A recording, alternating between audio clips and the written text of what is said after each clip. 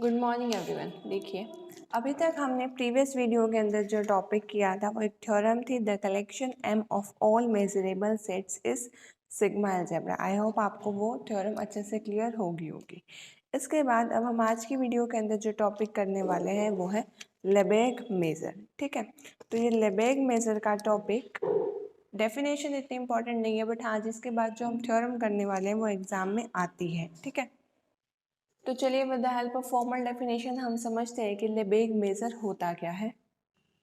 देखिए ध्यान से, लेबेग मेजर की डेफिनेशन है let E be a subset of R. E हमने क्या लेना है, सबसेट लेना है किसका, आर का।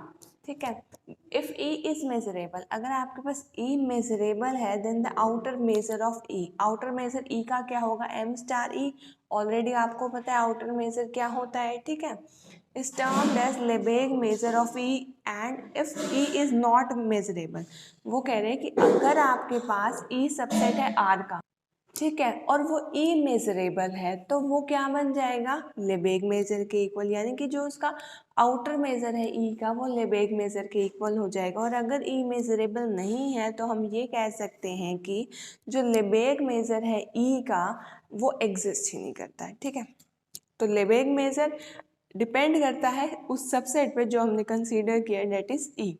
अभी हम यहाँ पर ई मान रहे हैं। ठीक है, अगर ई मेजरेबल तो लेबेग मेजर आउटर मेजर के इक्वल, और अगर ई नॉट मेजरेबल तो हम क्या देंगे, that Lebesgue measure does not exist. ठीक है, तो यही चीज इसने यहाँ पर क्लासिफाई करके दिखाई है। एम ऑफ ई किसके इक्वल होगा, एम स्टार ई के इक्वल, जब हमारे पास ई मेजरेबल होगा and it is not defined whenever E is not measurable. ठीक है, यानी कि ई मेजरेबल है उस केस में Lebesgue measure outer measure equal, और otherwise Lebesgue measure is not defined. अब देखो, हमने जब आउटर मेजर किया था तो उसके अंदर एक हमने थ्योरम की थी, that prove that outer measure is countable is subadditive. अब लेबेग मेजर के केस में क्या है, लेबेग मेजर को हमने प्रूव करना है कि ये होता है काउंटेबली एडिटिव। तो चलिए देखते हैं हमें किस तरीके से इसको प्रूव करेंगे। तो देखो ध्यान से, स्टेटमेंट है लेबेग मेजर इज काउंटेबली एडिटिव। ठीक है, काउंटेबली एडिटिव की कंडीशन आपको पता है क्या होती है, इस तरीके से, यानी कि बीच में इक्वल टू का केस आता है, और काउंटेबली सब एडिटिव के केस में लेस देन और इक्वल टू का केस आता है। ठीक है, सबसे पहले हमने EI कंसीडर की। EI क्या है, countable collection of disjoint measurable sets. EI क्या है हमारे पास, countable collection of disjoint measurable set, यानी कि EI क्या होंगे, सारा E1 E2 E3 up to सोन जितने भी हमने ये लिए हैं, ये जो सेट्स हैं ये डिसजॉइंट है और मेजरेबल भी है। डेट इज किन्हीं भी दो का आप इंटरसेक्शन करो या किन्हीं भी तीन का इंटरसेक्शन करो तो फाई आएगा, और सारे अपने आप में E1 E2 up to Son measurable होंगे। ठीक है, तो हमें पता है कि फॉर एनी कलेक्शन EI, अब हमने देखो कौन सी कलेक्शन कंसीडर की है, यहाँ से हमें क्लियरली पता चल रहा है कि हमने फाइनाइट कलेक्शन कंसीडर की है डिसजॉइंट मेजरेबल सेट्स की। ऑलरेडी हमारे पास गिवन क्या था कि हमारे पास EIs क्या है, डिसजॉइंट मेजरेबल सेट्स। अब हमने जो कलेक्शन ली I varies from 1 to n of disjoint measurable sets, उसके लिए हमें पता है कि m star union i varies from 1 to n EIs is equal to summation i varies from 1 to n m star EI के equal होगा। यहाँ पे देखो हमारे पास m स्टार है, यानी कि यहाँ पर फिलहाल ये आउटर मेजर की बात कर रहा है। ठीक है, और हमें क्या प्रूव करना है, लेबेग मेजर, यानी कि इसको हम धीरे धीरे स्टेप बाय स्टेप कन्वर्ट कर देंगे m के अंदर।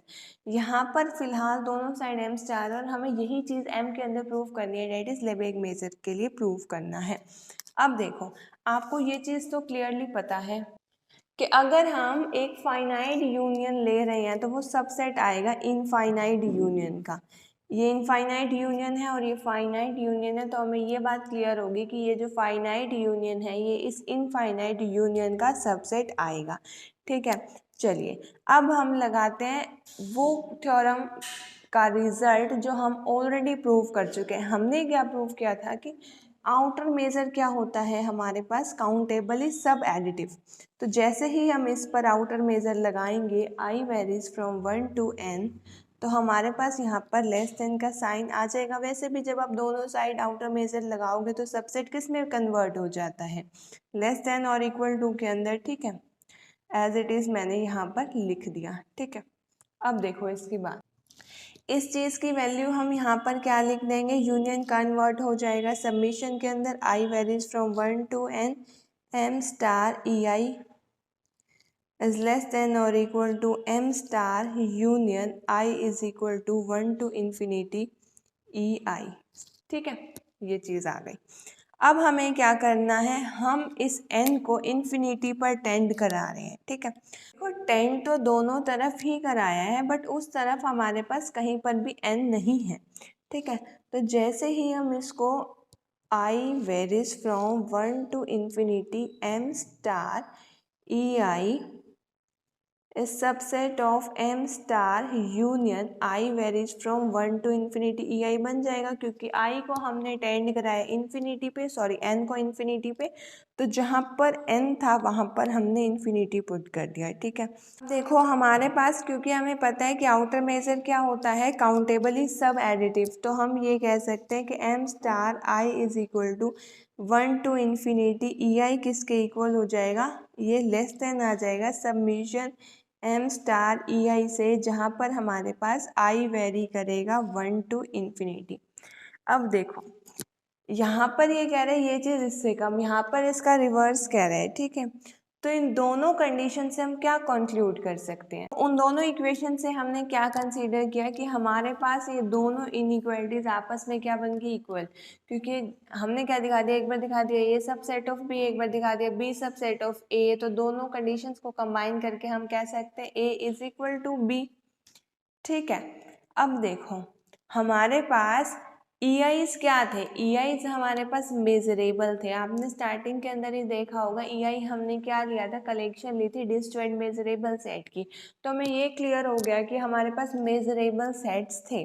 ठीक है, तो हमने क्या करना है कि डेफिनेशन पर जाओ। लिबेग मेजर की डेफिनेशन में क्या था कि हमारे पास जो लिबेग मेजर है वो आउटर मेजर के इक्वल हो जाता है जब ई मेजरेबल हो। तो हमने दिखा दिया कि ये मेजरेबल है, तो हम एम स्टार को एम से रिप्लेस कर सकते हैं, क्योंकि एम स्टार का मतलब होता है आउटर मेजर और एम यहाँ पर लिबेग मेजर के लिए यूज हुआ है। तो इस चीज़ से हम कंक्लूड करके क्या कह सकते हैं कि हमारे पास लिबेग मेजर जो है वो क्या होगा, काउंटेबली एडिटिव। एक बार मैं आपको रिमाइंड करा देती हूँ सारे के सारे स्टेप्स, सो डैट आपको अच्छे से पूरी थ्योरम क्लियर हो जाए। थ्योरम छोटी है but exam point of view से इम्पॉर्टेंट है। सबसे पहले हमने क्या किया था, ई आईज ली थी collection of disjoint measurable sets. तो हमें पता है कि ई I varies from 1 to n, हमने क्या ले लिया, एक फाइनाइट सेट ले लिया, फाइनाइट इसकी कलेक्शन ले ली। पहले क्या थे, ई आई से यहाँ पर आप आई की कुछ भी वैल्यू पुट कर सकते हो, इसके बाद हमने फाइनाइट कलेक्शन ले ली। ठीक है, तो फाइनाइट के लिए हमें पता है ये रिजल्ट हमारे पास ट्रू है आउटर मेजर के केस में। ठीक है, अब हमें इसको धीरे धीरे इनफाइनाइट तक कन्वर्ट करना है। तो सबसे पहले हमने कहा E I varies from 1 to n, subset होगा union I varies from 1 to infinity E I. इसके बाद हमने लगा दिया आउटर मेजर, जैसे ही आउटर मेजर लगेगा सबसेट का साइन लेस देन में कन्वर्ट हो जाएगा। ठीक है, अब हमने पुट कर दी इसकी वैल्यू। ठीक है, राइट साइड में हमने इसको रखा एज इट इज, और हमें पता है कि आउटर मेजर हमारे पास काउंटेबली सब एडिटिव होता है, तो इसकी वजह से हमने यहाँ पर ये चीज़ लगा दी। अब हमें पता है एक तरफ ये बोल रहा है ये से लेस देन, एक तरफ बोल रहा है ये से लेस देन, तो दोनों क्या हो गया आपस में इक्वल। तो इक्वल होते ही हमने ये कह दिया, क्योंकि हमारे पास ई आईज क्या थे, मेजरेबल थे, तो हमारे पास एम स्टार को हम एम भी लिख सकते हैं, क्योंकि हमने इसकी डेफिनेशन में देखा था कि आउटर मेजर लेबेग मेजर के इक्वल हो जाता है जब हमारे पास अंदर वाला सेट मेजरेबल हो। तो यहाँ पर हमने जो हमारी थ्योरम थी that Lebesgue measure is countably additive, वो प्रूफ कर दी। ठीक है, तो आज की वीडियो का टॉपिक इतना ही था। Thank you so much for watching my video. इसके बाद जो नेक्स्ट वीडियो के अंदर टॉपिक आएगा वो है proposition of increasing and decreasing sequences. वो भी बहुत अच्छा टॉपिक है, और डिक्रीजिंग सीक्वेंस तो इतना नहीं, बट इंक्रीजिंग सीक्वेंस एग्जाम के अंदर देखा जाता है। ठीक है, thank you so much for watching my videos and giving me a lot of support. Have a nice day.